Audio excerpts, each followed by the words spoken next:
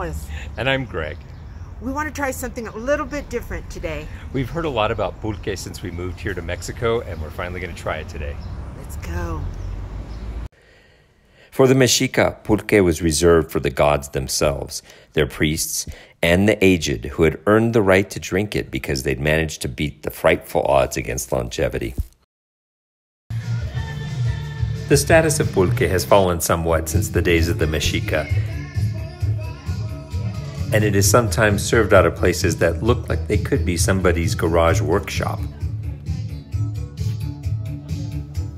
I ordered a small, and look what I got. These tarros are bigger than our heads.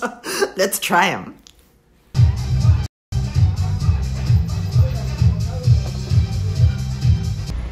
So, Greg, what do you think of your pulque? It's got a mild flavor. It tastes slightly sour, like fermented, but the salt brings out a little bit of the apio flavor. What's apio? Apio is cucumber. No. Apio is celery. Yes.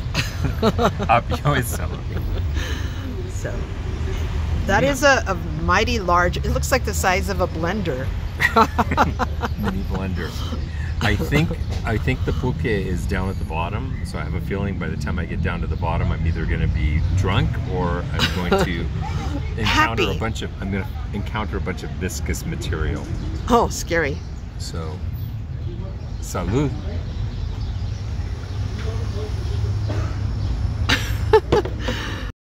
Take a taste.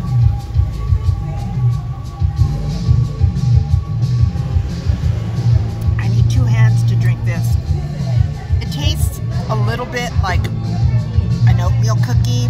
It's got oatmeal and cinnamon, and then the tang from the pulque, which is more like pineapple. So it's kind of weird, but it's sweet and tasty, and has the consistency of a milkshake, but it does have a little bit more viscosity.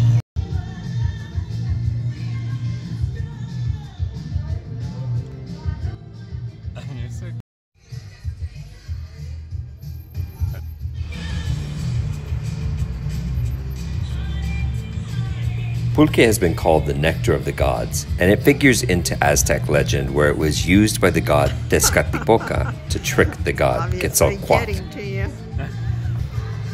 The god Tezcatlipoca, envious of the Toltecas and their god Quetzalcoatl, made a plan to disguise himself as an old man and to tempt Quetzalcoatl by having him drink pulque with him. At first, Quetzalcoatl refused, but eventually gave in to the temptation, encouraged by the old man. Quetzalcoatl became drunk, loud, and disorderly, and in an inebriated state, he had sex with his own sister. When he sobered up, he was overcome with shame, fled, and spent 4 days in the underworld. Talk about a pulque hangover. So even though we both really enjoyed our first pulqueria experience, there were some aspects of that experience that were a little bit off in terms of perhaps hygiene and choices of curados and maybe the freshness of the curado. So as an excuse to try another pulqueria, yeah, we ended up going to another place in Portales, and we're going to bring you along with us now. Check it out. ¡Viva la penca, señores! ¡Ay, la penca del maguey! Cuando tomo su producto, yo me siento como rey. ¡Que viva el pulque, que viva el pulque!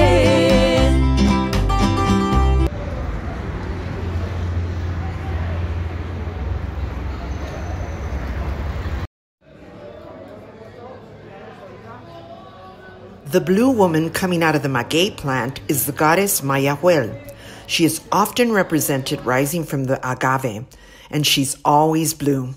Some scholars believe that Mayahuel might have been a real woman who discovered how to perforate the agave plant and extract the aguamiel, or syrup water, which when fermented turns into pulque. Over time, her story and myth were elevated until people began to speak of her as a goddess. Today we're trying varieties of curados, which are flavored pulques. On the right-hand side, you can see the price for a tarro, or a large glass, and on the left is the price for a liter.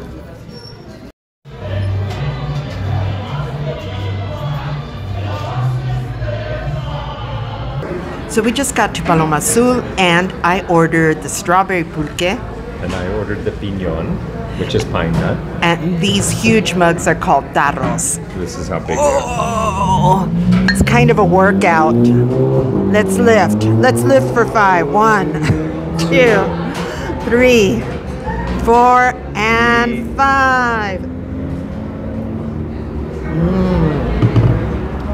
Delicioso. No pain, no gain. You can do it! Yeah, baby, you can do it! We're at Paloma Azul with our friend Paige, and she's going to try mango pulque for the first time. Let's watch.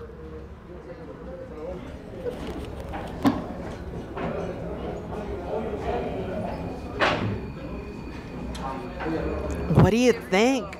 Okay, Rico. It's good. Can you describe the taste and texture?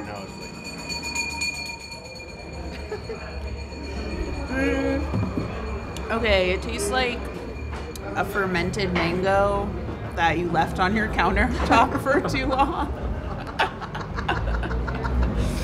Yeah, and you're like, should I eat this? And you do, and it's like, okay, you're fine, you survive. That's what it tastes like. Cheers. Cheers. The dogs.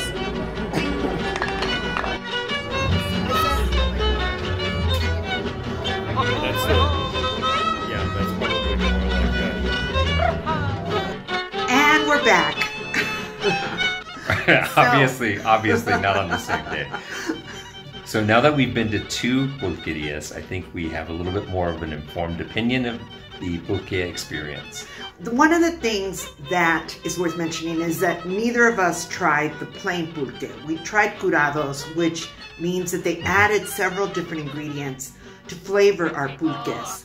On the first day, we had I had oatmeal and cinnamon. You had apio, celery, and lime, and those were very good. But on our second pulqueria experience, we had, what you had? I don't even remember. I had piñón. You had piñón, which is pine nut, and I had strawberries and cream. And the thing that I noticed, because I'm lactose intolerant, I noticed the man behind the counter was making a batch of curado, and he was adding a whole bunch of sweetened condensed milk to the pulque, and I was like, I need to take a pill fast. So be aware that it's not that these it's not just fresh are, juice. It's not just juice and the pulque. Sometimes they're going to mix in other ingredients.